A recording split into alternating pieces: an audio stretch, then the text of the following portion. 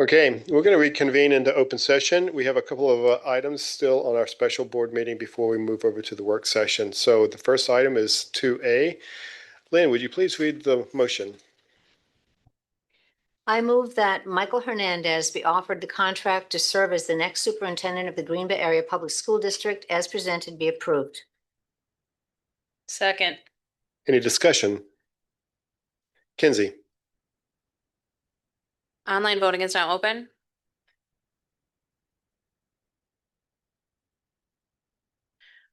I'm an aye. I'm also aye.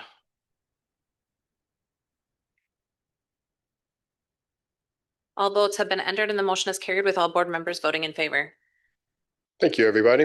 We'll move on to 2B, employment of staff. Lynn? I move that the employment of staff as presented be approved. Second. Any discussion? Kinsey? Online voting is now open.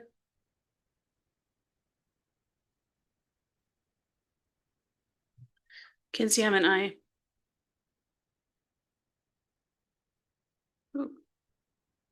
I'm also aye. All votes have been entered and the motion is carried with all board members voting in favor. Thank you. 2C, resignation of staff.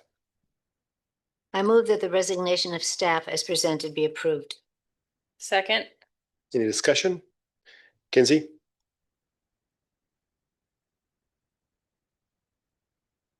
Online voting is now open. I'll vote aye. I'll vote aye as well.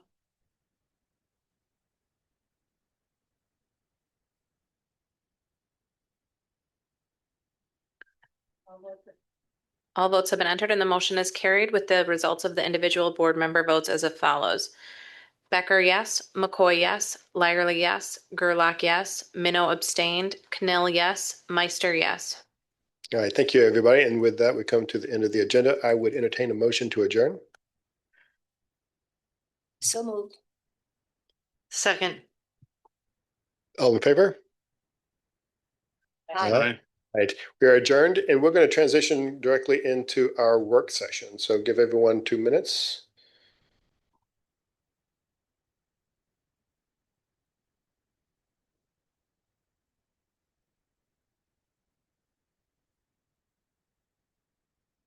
Okay, if everyone's set.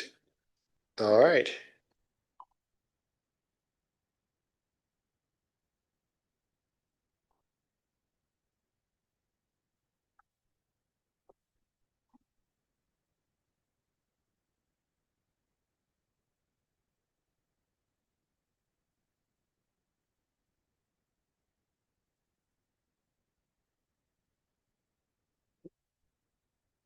All right, it looks like we're good. I'm going to call the April 13th, 2026 Board of Education work session to order. Kinsey, can you call roll, please? Meister. Here. Cannell. Here. Minnow. Here. Gerlach. Here. Lyerly. Here. McCoy. Here. Becker. Here. All right, before we start the agenda, I want to just recognize the 2 individuals from our Intercity Student Council. Would you please recognize yourself? Or introduce yourself? I'm sure that you recognize yourself. Wow. Go ahead. I'm Miranda Newman. I'm a sophomore from John Dewey Academy of Learning. My name's Kendall Blahnik, and I'm a sophomore from Preble High School. Thank you. And as always, please feel free to participate in any of the discussion. We're also joined by the Superintendent of Schools, Vicki Beyer. Right. And before we get into the main agenda, I'm going to take a pause and we're going to recognize a member of our board. We want to recognize Lynn Gerlach for her service to children, family, and the community of Green Bay. For the past 3 years, Lynn has served as a trustee on this board. And before that, she was on the Green Bay Common Council. And even now, she is on other community committees as well. And Lynn has shown over and over again a deep and lasting commitment to this community through her public service. It is a tradition of this board to recognize outgoing members with a piece of student-created art. So I can think of no more fitting gift because it reflects the very purpose of our work and that the students are at the center of it. So Lynn, on behalf of the Board of Education, thank you for your time, your dedication, and your care. We are pleased to present you with this piece of work. Now you have to stand up. Yeah. Have to open it because I've been dying to see what it is. And I it. Beautiful. Look at It's beautiful and she's not even opened it yet. Oh. Oh, there's something inside too? And it's just gorgeous. Okay. We know my house is full of leaf art, right? So this is gonna be tough to find a place for this.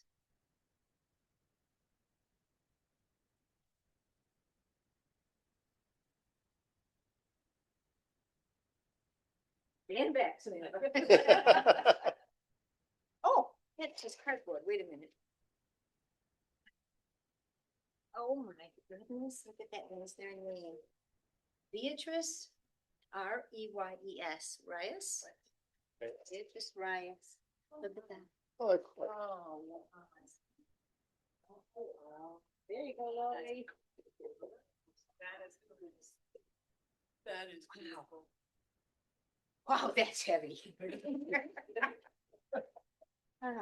So the best part of the night is I get to say speech. Do I get to talk? If you want to say something, absolutely. This is your last board meeting.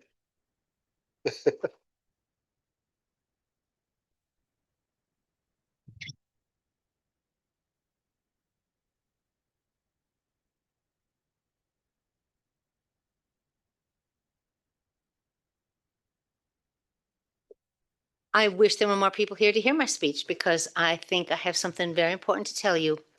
First of all, I want to say that it has been a privilege to serve with Vicki Beyer and David Johns. They have been, in my estimation, two of the most humble leaders that I have ever worked with. And they're both very good at their jobs, but they don't have to have any attention on themselves. They never have to be the center or have the spotlight on them. And I've been very inspired by that, both Vicki and David. I wish David were here to hear that. And I also want to say that the people who usually sit at that table over there, the two that are there now, but all the others, I want to say publicly, I trust those people. They are good at what they do. They know what they're doing. And here's another thing. I have discovered that they have integrity and character. I believe that you can trust the senior leadership of this district. Oh, and speaking of that, I would like to mention that the fact that we have a financial problem right now has nothing to do with the fact that we haven't managed our funds well. I don't know anyone who can stretch a dollar more than Angie Robley. We need to make sure our state legislature funds our public schools properly. Oh, one last thing. This board has never, ever had on its agenda or discussed closing the Fine Arts Institute. Thank you. Thank you, Lynn. All right, with that, we'll move on to the agenda and we are going into open forum. Has anyone registered to vote? Is anyone in the audience? Speak. We were just talking about the campus. This, that's three. That's three. Okay, they come in threes. That's it. That's it. If anyone in the audience would like to speak this evening and has filled out a pink sheet, now's the time. Anyone? Okay, we're going to move on to section 4 of our agenda, strategic planning, with an update from our strategic well, go ahead. Words are hard tonight. Better safe than sorry. Come on up, ladies.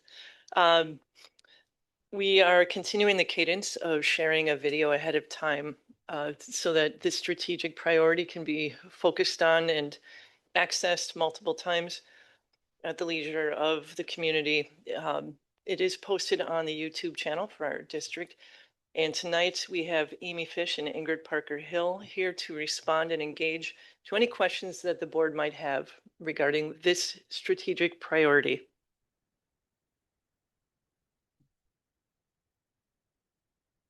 Anyone? Jeanette? I was talking earlier to Ingrid and gave her a heads up that I was going to ask this question. And maybe the question is more for Amy than Ingrid. But in your video, you talked about community partners. And my first question is about the survey. Who was that sent to? But then you explained that further on in the video. It was explained already with the partners you're working with now. Are those partners only businesses? Are there not-for-profits? And if there are other not-for-profits that feel that they could contribute even slightly to the school district, how do they go about being engaged?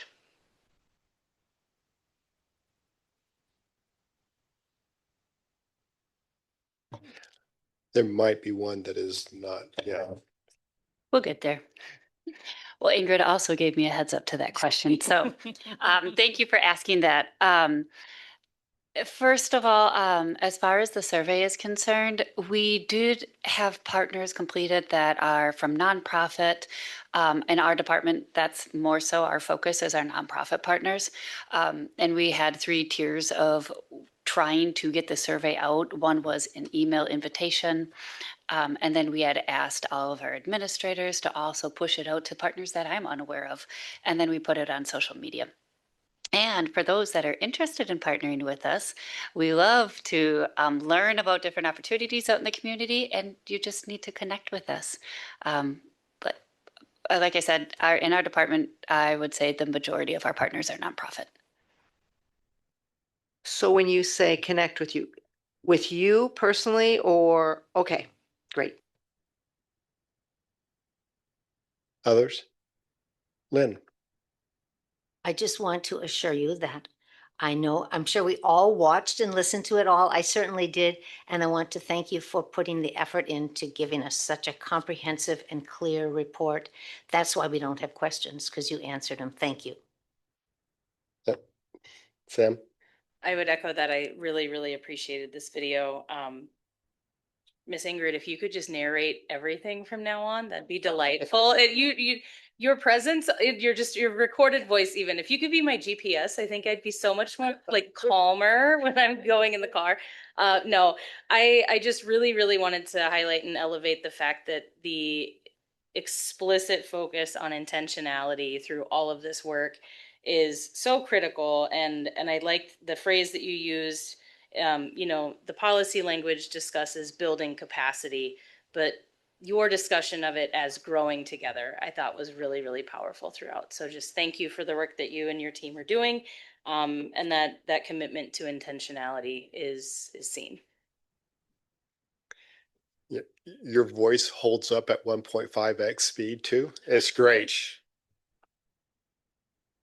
So, but listen. So I did have a question in reviewing the video. You spoke of inconsistencies in platforms and systems that are used for engagement across schools and grades. Can you describe some of that inconsistency for me, please? Yes, thank you. So we have a lot of platforms that we have access to. And so when we are using those, and keep in mind when you have families that have more than one child, there are a lot of, they're receiving lots of, a plethora of messages. And so we have to look at the system that we have in order to get those messages out, in order to not overwhelm our families.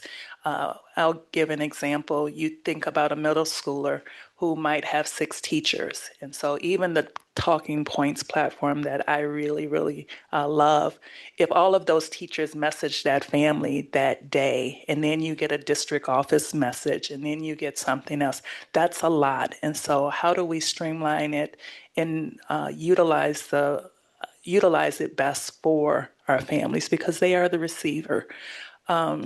Another thing that we have, so our ILAs, which is another resource that we have. We are contracted with them right now, but what happens after the contract ends? And so looking at, are we utilizing them as best as we can? Do we need all that we have? So really just trying to gather all of that information. And we know that there's things that people are using that we don't necessarily know about. So just really trying to build a system that will work for us, but then will also work for our families as the end user. So just so that we're not talking past each other, when you say build a system, you're looking at this holistically and saying we really need to collapse a number of systems into one, right? Yes. And create that consistency system-wide. Yes. All right, thank you. Mhm.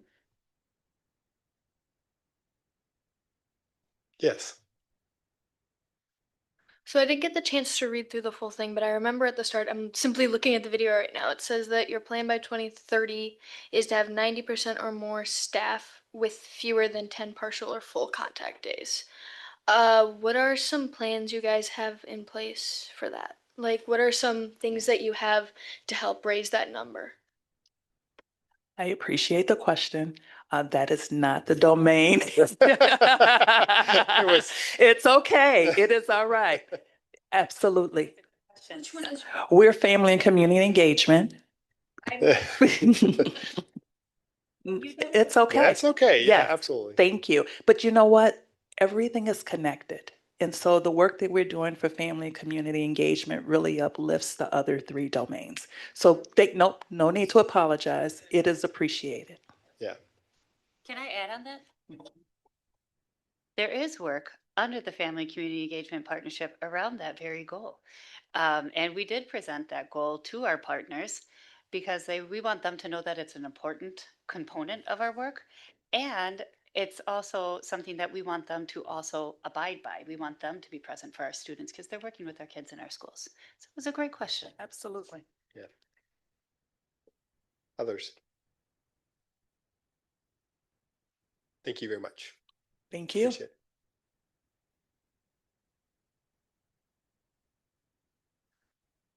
All right, going into operations. There's nothing under education this evening. Operations. The 2026-27 budget discussion follow-up. Last board meeting, we gave some direction to the districts, and I will turn it over to Superintendent Byer to walk us through some responses. Thank you.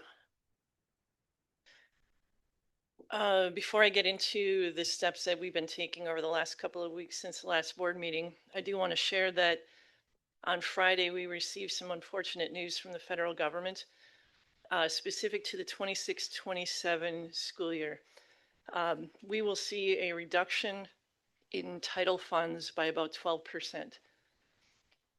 This has nothing to do with the current administration in Washington. It does have to do with the way that title funds are distributed.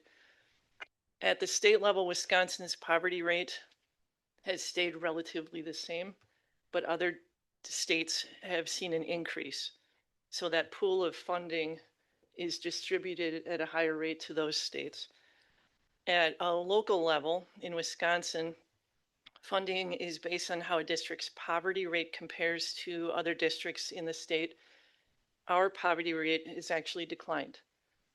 So a double whammy on the funding for us for title. The total loss in funding for our district for next school year will be $917,000. $917,000. In response to this reduction, revised Title I allocations were shared out with principals Friday afternoon, specific to next year. In most cases, we expect to continue covering staffing needs. We'll do some shifting of title funds to make sure staff are covered. And we'll be able to use Title I carryover to support for next school year. We won't be able to carry over for the 27-28 school year, so we'll need to make some adjustments next year. as we plan for that.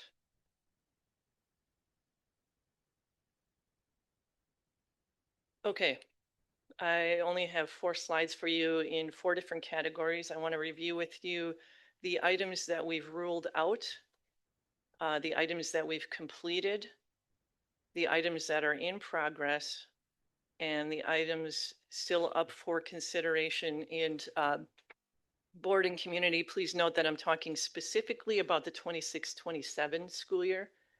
So we've talked about other items that we could be making decisions about that will impact the 27-28. We won't be discussing those tonight. I'll give you an example. Edison Pool. It's not on the list, even though the board has given us permission to move forward with that. The financial impact won't be seen until the 27-28 school year. Okay. So what's been ruled out thus far has been the reducing or eliminating IPP. That is a healthcare item. The board has ruled out the stopping of recording or live streaming board meetings. I know that was really important to the board. Did anybody want to speak on that item? Okay. Increasing student fees. I will be presenting to you tonight a fee schedule that we bring to the board every April. The recommendation for the student fee schedule for 26-27 is to not have any increases. Also eliminated is the implementation of reduction in force. That would actually be layoffs. And at this point, I feel we're making extraordinary progress in reducing our FTE. So I think we can safely eliminate that as an option. Canceling the student summits. We heard clearly from the board and our staff, quite frankly, that there's great value in the summits. So we will continue to look for other sources for funding these moving forward. And then reducing the number of school days. We're too far along right now in the school year to consider a reduction for next year, but that might be an option for 27-28. The items that have been completed already are moving the flu and COVID vaccines back to pharmacy or clinic. We used to provide those options for vaccination here at district office as a matter of convenience, but we are able to save minimally about $50,000 in having our employees go directly to their pharmacy or clinic. Holding on steps, similar to what we did last year around this time. We've made health insurance modifications that will save over $700,000. I think we're at $775,000 in savings. Discontinuing credit card fees that will save the district about $18,000. And then reduction in FTE through attrition, not backfilling positions, using the consolidation of schools for opportunity to reduce staff. We are over 100 FTE at this point for the 26-27 school year. Over 100 FTE. In progress, currently working on suspension of administrator tuition reimbursement. I'll be bringing forward to the board tonight a recommendation to pause that for the 26-27 school year with the opportunity to revisit once we have a new budget. Stop posting board notices in newspaper. Melissa's going to bring forward a policy recommendation that would still meet the law. Freeze or reduce summer professional development. David Johns is looking into a reduction of that coming for this summer with the potential of over $100,000 in saving. We continue to reduce software contracts. We're looking at a reduction in custodial services that I'm trying to think of an example of what that would look like. We currently have some positions that haven't been filled for a while. What that would look like in practice is maybe an area doesn't get cleaned every day. The motto would be every other day. Reduce contracted services, vendors, memberships. The district office team is again looking at reduction of their own budgets. This will be the third straight year. And then delaying technology purchases. And then up for consideration, Kale and his team are reviewing facility rental fees from local districts to see how we do in comparison. Right now, it's looking like if we were to raise our fees, we might actually price out some groups that we really want to have access to our buildings. So we'll see what the team comes up with as a final recommendation. Defer non-referendum facilities projects. Every year, Kale's budget has $3.5 million set aside for these types of activities. He was already looking at things that could potentially be delayed if needed, and then implementing some type of print restrictions. So that is the update. Questions or discussion from the board? Lynn? I just want to ask for some clarification. A couple of slides back, the ones that are completed, you said 100 FTE, and I just want to make sure that we're all clear that that means, do I understand it correctly? We are 100 full-time employees fewer now than we were 1 year ago. Is that correct? Not at this moment, but we will be for the 26-27 school year. That is correct. Others? Thank you. All right. Under operations 6B, 2026-27 fee schedule. The recommendation for the 26-27 fee schedule is no changes. Any discussion? All right, and 6C, suspension of administrative tuition reimbursements. I think you've already addressed that, but this is the actual memo. Correct. Recommendation is to pause on the reimbursement for tuition for administrators for the 26-27 school year, and then to revisit that decision for the 27-28 school year.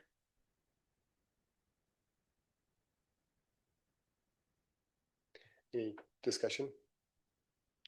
All right, then we'll move to 7, policy and governance. And Andrew, do you want to run?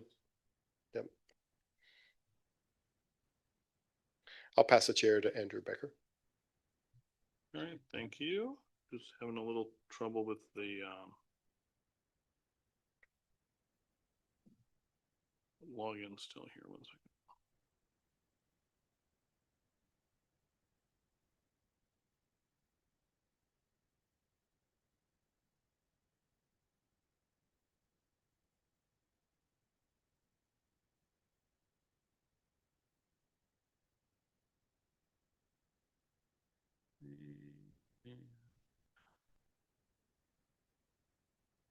Okay, I am in, I think. Okay, thank you. Yes, we begin with 7A, revisions to board policies and rules 600 and 700 series, fiscal management and support services. Thank you, Andrew. Tonight brings a close to the review of the 600 and 700 series policies. We should be all done after tonight with respect to all of the policies in those two series. So I want to thank everybody who did all the work, which just means that we get to move on to the next few series for the next year. But again, as you can see from this work, these are important updates, and staying current in our policies is very important work. So with respect to the 600 series policies, we have policy and rule 640, which relate to our school funding sources. Those were some minor changes with respect to updating the cross references, putting in standard format, and just a few minor updates to reflect current practice. Any questions on those two? Okay, and then we have policy and rule 657, again, same changes, standard format, and updating those cross references. Okay, we can move on to the 700s. With respect to the revisions, I can go through each policy and just let me know if you have any question, and then we'll take the two new ones separately. Does that work? Okay. Policy 724, indoor environmental quality management. Policy 733, energy management. Policy 742, use of district equipment by persons affiliated with the district. Policy 751, student transportation services. Policy 751.2, use of electronic surveillance or monitoring technology on school bus. Policy 751.4, transportation contracts. I'm sorry, contractors. Policy 751.5, use of alternative vehicles to transport students. Rule 751.5, procedures for authorizing use of alternative vehicles to transport students. Policy 751.7, transportation for co-curricular trips, field trips, and other district-sponsored trips. Okay, so those were the revisions. We had two, go ahead. Was there any substantive, sorry, the one on bus safety, the 751.1, there's just not a red line. There's one labeled red line. I just didn't know if there were any substantive changes at all, or if it was just cross references and stuff. It was just cross references.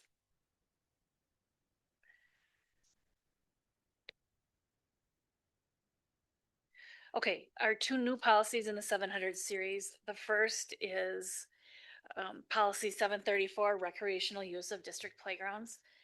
As you know, the community has invested substantially over the years in our playgrounds by providing some really great opportunities for all of our students to access our playgrounds. And with the great playgrounds, of course, there's expense with the turf that is put in those playgrounds, as well as the equipment. Kale had asked that this policy be drafted because we're running into some situations where we need to be able to address some inappropriate use of those playgrounds and some things on the playgrounds that are causing damages, particularly electronic scooters and bikes and those sorts of things. So that was the impetus of this policy. A number of school districts do have a policy regarding appropriate use of playgrounds and equipment. So I think this is a very appropriate policy for the board to adopt. So you're saying that some of these, like scooters and stuff can damage that specialized turf so that, okay, all right, that's unfortunate. I'm sorry to hear that. Because it does, I mean, that turf is put in at great expense and, yeah. James? Yeah, I'm interested because we had a conversation about this, and obviously this would not be for us to police. It would actually be police. What ordinance would one be charged with if they are on our property using it for an inappropriate purpose? So it would not be an ordinance like the city parks, but having it posted would allow us then to prohibit that use. If it had to come to something of a no trespass order in order to prohibit the individual from improperly using. Okay, so it'd be trespass. Correct. Okay, thank you. Do any of our playgrounds have camera surveillance? I am the wrong caller to ask that question.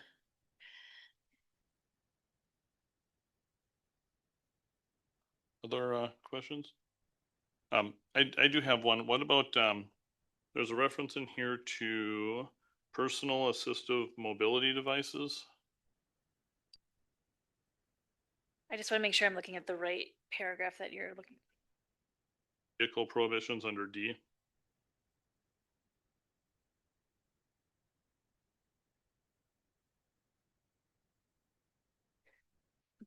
Are you referring to exceptions or?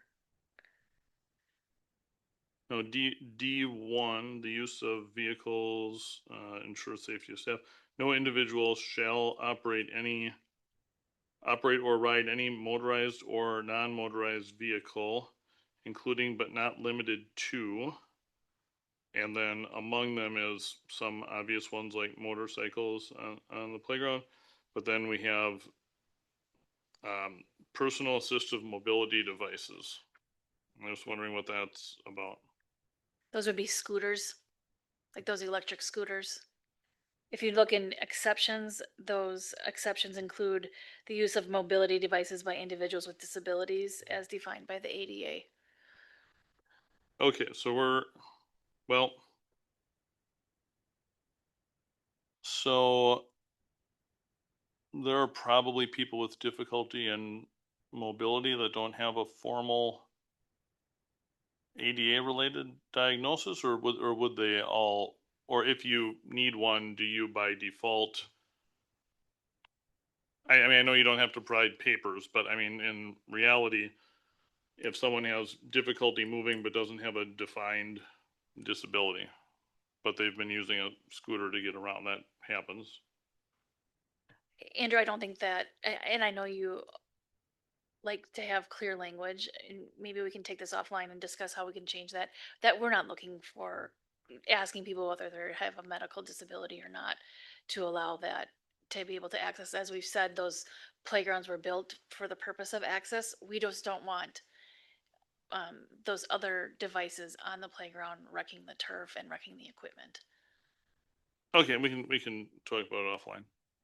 Okay, Samantha. Yeah, up in the definitions above, it specifically lists example is like segways. I'm assuming like all the motorized hoverboards, that sort of stuff would fit in there. That's what that means, would be my guess. Okay. And as we know, it's impossible to define this because things keep changing and new things keep appearing on our kids' Christmas list every year. So, okay, the next new policy is waste management and recycling. Oh, go. Just about the playground. So do we have an age limit on our playgrounds? That might cover some of the issues that, if you say this playground can only be used by children under the age of 12 or something like that. I mean, how would you enforce it? Because there's there's nobody there to do that, but we don't have anything like that, right? The only playgrounds I'm aware of that have age limits would be our Head Start playgrounds, and those are fenced. And there's some areas in there that are not available to the public. Okay, anything else before we go to the waste management one? Okay. Okay, and then waste management and recycling. I think we're ahead of the game on this policy. This just really codifies what we've been doing and our practices in ensuring that we are doing as much recycling as possible with respect to our waste. Okay, any questions on that? All right, I guess then we're ready for 171.1. Yep. As Ms. Bayer gave you the heads up on, as part of the cost cutting strategies, we are already, we're double posting essentially for things that do not need to be a class 1 legal notice. So for these school board meetings, we are already posting the newspaper, but the other way to comply with those postings is to post in 3 public places, and those are already identified in our policies. And then we also post on our website. So the policy is simply being changed for those things that do not require posting in a newspaper. So things that are not those class 1 legal notices, we would stop posting in the newspaper and just post in the 3 public places and then on the website. Okay, any questions on that? All right, and then we have wellness policy. The policy and rule require a triennial evaluation of the district's wellness policy. That was conducted, and when that was conducted, there were some minor revisions that were brought forward with respect to the policy and rule, and a few title changes and just a few cross references for those policies and rules. Okay, any questions on that? Okay, 458 rule. I covered that one too. Do you want me to cover it separately? Just titles, pronouns, and wording.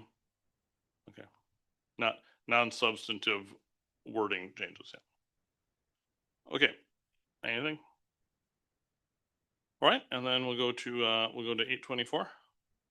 Okay, so 824 is one of our more commonly referred to policies with respect to electronic surveillance or monitoring technology. As we have had more and more cameras be put in our buildings for safety, we get more and more requests for that camera footage. When cameras started coming into schools, the Department of Education, through the Family Privacy Compliance Office, indicated that if it is a student record, meaning it refers to the student or relates to the student and it's maintained by the district, then if you cannot blur out the faces of every other student in that video, then parents don't have a right to see it because it violates that student's privacy. They have since had a number of challenges to that and had a number of reinterpretations of that ruling.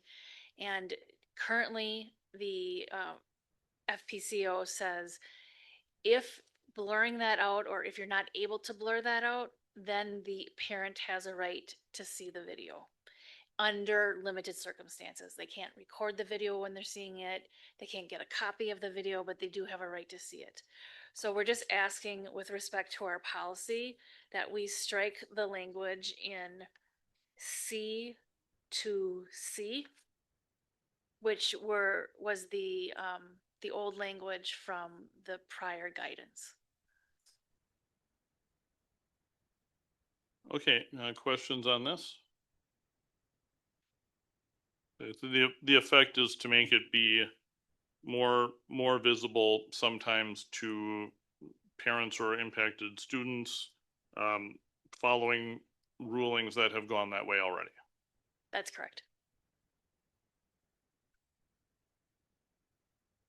Anything else on 824? Okay, if there's none, then that concludes policy and governance. I'll turn the chair back to James. Thank you, Andrew. And for the last time, I'll request that Lynn read the motion to have us adjourn into closed session. See? Oh, there it is. I got it. Okay. Is this the last time you're ever going into closed session? No, with you, maybe. Maybe. Maybe, yeah. I said maybe.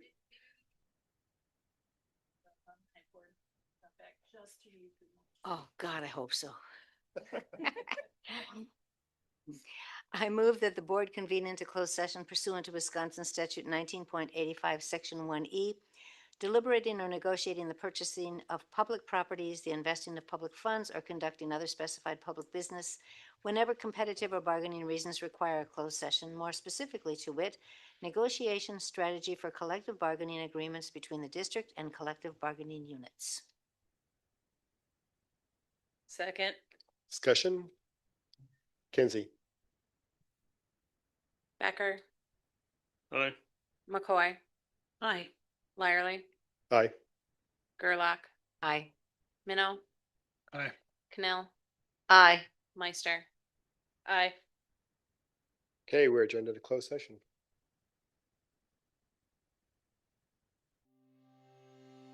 You have been watching the Green Bay Area Public School District's Board of Education meeting. Please visit the school district's website, www.gbaps.org, for more information on the district and future meeting dates. If you cannot fully access the information on this video, please let us know the accessibility issue you are having by calling 920-448-2025 or by email at communications@gbaps.org. We will try to provide the information to you in an alternative format and/or make the necessary improvements to make the information accessible.